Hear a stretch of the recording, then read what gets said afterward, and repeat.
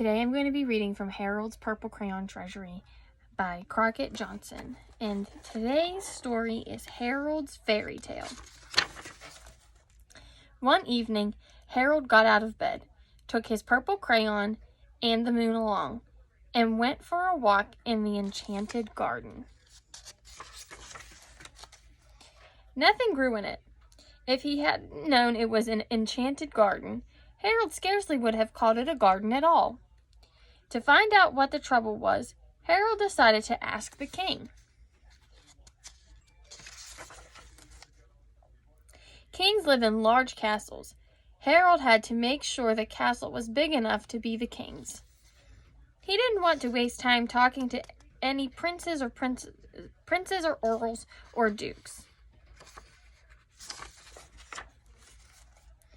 This was a king's castle, all right. It had tall towers and big draw gates to keep out people the king didn't want to see. But when the draw gate was drawn closed, it kept Harold out too. Harold shouted for the king to come down and let him in, but the gate didn't open. He walked along the edge of the enchanted garden beside the smooth wall of the castle until he thought of his purple crayon. A person smaller than a very small mouse would be able to get in. Without even bending, he walked into a very small mouse hole.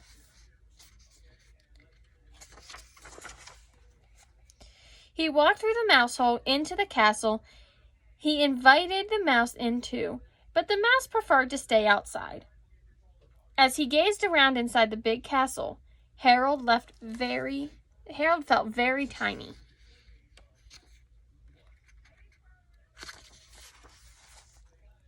And the king might pay too much attention to anybody who was smaller than a mouse. So Harold used his purple crayon again.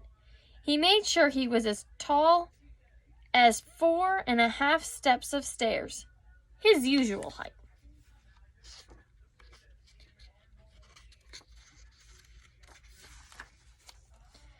Then he climbed up the stairs, looking for the king. He went up and up and up until he got so tired he couldn't climb another step.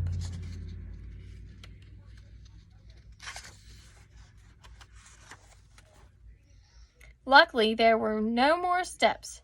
He had reached the top. He still couldn't find the king, but he remembered the king sat on thrones. The king's throne looked very comfortable. Harold thought the king wouldn't mind if he rested for a few minutes. He sat on the throne, wondering what it was like to be a king and wear a crown. He tried it with the king's crown. It was all right for a while, but the crown began to feel heavy. So Harold put it on the king's head, and he thanked the king for the loan of the crown. He noticed the king looked sad, no doubt because of the garden.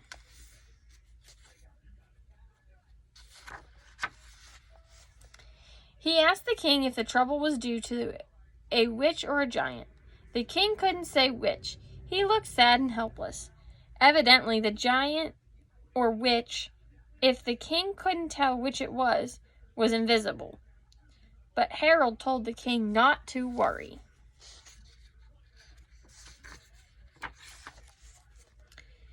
He set off to find the invisible witch or giant brandishing in his purple crayon. Accidentally, it made a hole in the wall. The accident embarrassed Harold, but the hole was the handiest way out of the castle, and he climbed through it. When he looked down from the other side of the hole, he realized he had forgotten how high up he was.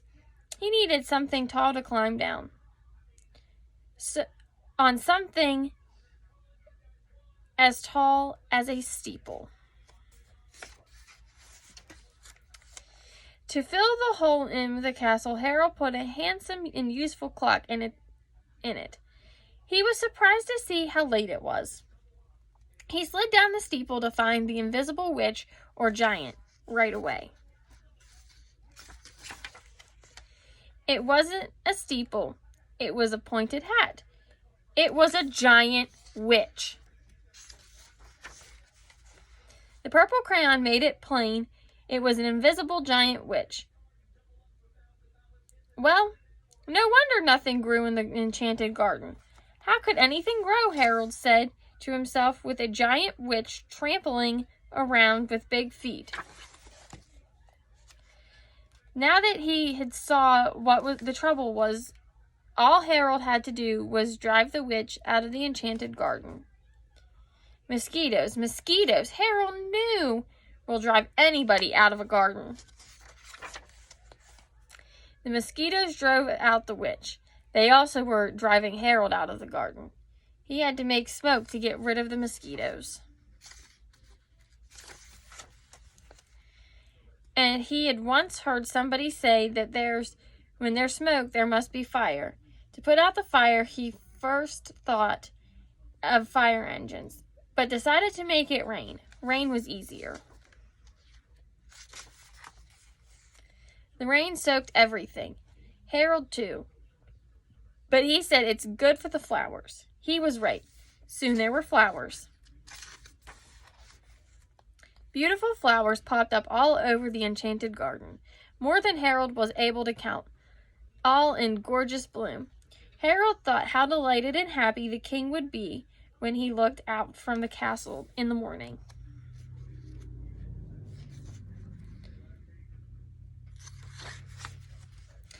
And then, amazingly, the last flower turned out not to be a flower at all, but a lovely fairy. She held out her magic wand, as fairies always do when they're giving somebody wishes that will come true. Harold couldn't think of a thing to wish for, but to be polite, he took one wish and told the fairy he'd use it later. Besides, Harold thought, as he started on his long walk home, a wish might come in handy sometime. After all, the excitement had suddenly felt tired, and he stopped to rest for a while. He sat on a small rug because the ground was still somewhat damp from the rain, and he wished. He wished the rug was a flying carpet. At once, Harold felt the rise of the air. It flew fast and high.